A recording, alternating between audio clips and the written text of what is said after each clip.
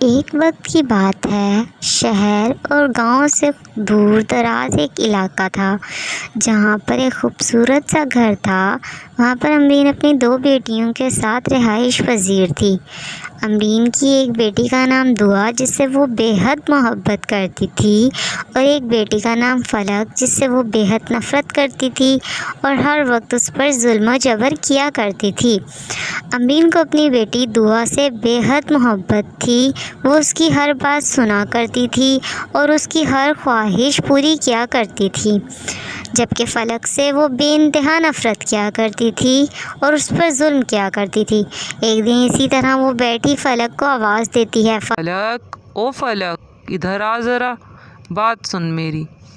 وہ اسے آواز دیتی ہے اور پھر فلک آہستہ آہستہ چل کر اس کے پاس آتی ہے اور اس کی بات سنتی ہے۔ وہ فلک سے کہتی ہے، کیا تم نے کپڑے دھو لیے؟ تو فلک کہتی ہے، نہیں، ابھی میں دھونے ہی جا رہی تھی۔ وہ یہ سن کر غصہ ہو جاتی ہے اور پھر اسے کہتی ہے، کیا آخر تم کوئی ڈھنگ کا کام کرتی بھی ہو؟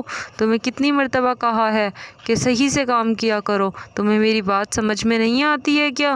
مجھے تم سے اتنی زیادہ نفرت ہو گئی ہے تمہاری انہی حرکتوں سے، مگر کبھی جو تم سمجھ لو کہ آخر سننا کس طریقے سے ہے۔ تمہیں سمجھ کیوں نہیں آتی؟ مجھے اپنی بیٹی دعا سے بے حد محبت ہے اور میں اس کی ہر خواہش اسی لیے پوری کرتی ہوں، وہ میری ہر بات سمجھتی ہے۔ ایک تم ہو جسے جتنا مرضی سمجھا لو، جتنا مرضی کہہ لو، کوئی کام ڈھنگ کا نہیں کرتی۔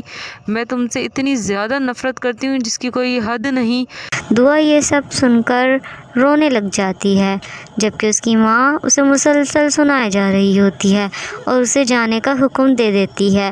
اس کے بعد وہ اپنی بیٹی دعا کے ساتھ باتیں کرنے میں مصروف ہو جاتی ہے۔ اسے اپنی بیٹی دعا سے بے حد محبت تھی۔ وہ فلک کے جانے کے بعد بھی دعا سے مسلسل باتیں کر رہی تھی اور فلک کے بارے میں ہی، فلک کی برائیوں کے بارے میں ہی۔ اس کی بیٹی دعا بھی فلک کو کچھ خاص پسند نہیں کرتی، کیونکہ اس کی بیٹی دعا کو یہ لگتا ہے اس سے زیادہ خوبصورت ہے۔ ایک دن دعا جنگل کی طرف نکل جاتی ہے۔ شام کا وقت ہو رہا ہوتا ہے اور وہ جنگل کی طرف آگے ہی آگے چلی جاتی ہے۔ اسے وہ جگہ اتنی زیادہ پیاری لگتی ہے کہ وہ بس چلتی ہی جاتی ہے اپنے ہی دکھوں میں اور بول رہی ہوتی ہے۔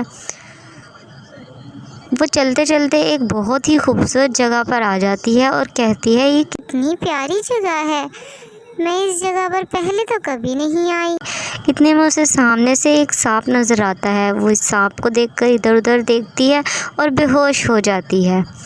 وہ سانپ اس کے نزدیک آتا ہے اور اس کے بعد پھر وہ اس کی جب آنکھ کھلتی ہے تو وہ رو رہی ہوتی ہے اور ایک ناگن کہتی ہے، ارے تم کیوں رو رہی ہو؟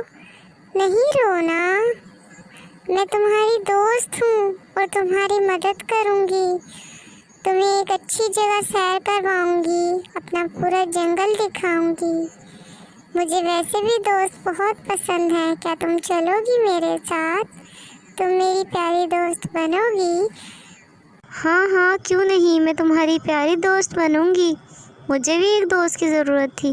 یہ کہتے ہی وہ دونوں چلنے لگتی ہیں اور ایک بہت ہی خوبصورت جگہ پر آ جاتی ہیں۔ دعا کہتی ہے، یہ کتنی پیاری جگہ ہے، میں اس جگہ پر پہلے کبھی نہیں آئی، کیا اور بھی ایسی جگہ ہیں؟ واو، تم نے کتنی پیاری پیاری جگہ پر رہتی ہو نا، میں ان جگہوں پر کبھی بھی نہیں آئی، میری خواہش ہے معاف کرنا مجھے، میری یہی خوبصورت جگہ ہے، اب مجھے تمہیں پھر سے بے ہوش کرنا ہوگا تاکہ تم سب بھول جاؤ۔ اب تمہاری آنکھ کھلے گی جب تم سب بھول جاؤ گی، لیکن مجھے ہمیشہ یاد رہے